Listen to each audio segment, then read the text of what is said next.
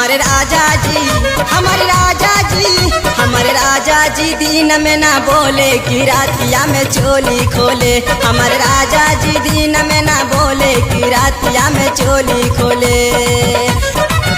हमारे राजा, हमारे राजा, हमारे राजा, हमारे राजा, हमारे राजा जी दिन में ना बोले कि रातिया में चोली खोले। हमारे राजा जी दिन में ना बोले कि रातिया में चोली खोले, कि रातिया में चोली खोले।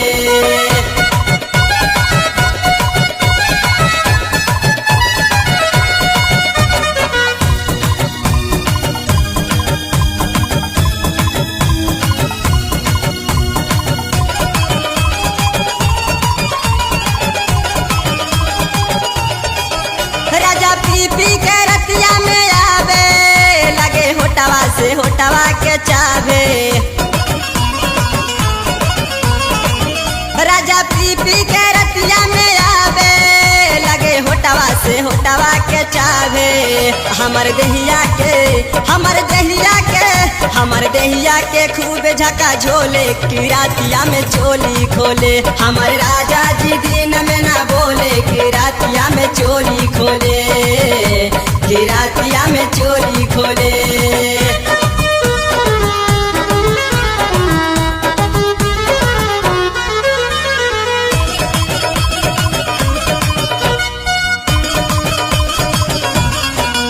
हमारे पाकड़ के कामर कलैया, राजा रात भर चूसौले मलैया।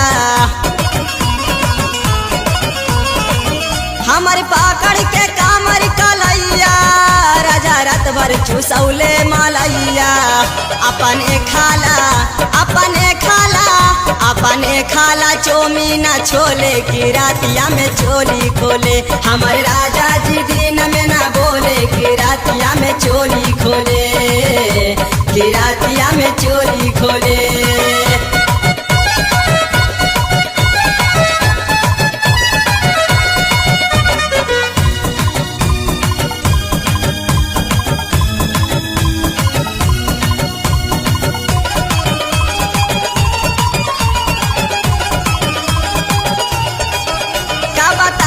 कि का भइले रतिया, हमर ससुरा के टूट गइले खटिया। का बताई कि का भइले रतिया, हमर ससुरा के टूट गइले खटिया। हमें कहनी की, हमें कहनी की, हमें कहनी की कुदा होले होले कि रातिया में चोली खोले। हमारे राजा जी दिन में ना बोले कि रातिया में चोली खोले, कि रातिया में चोली खोले।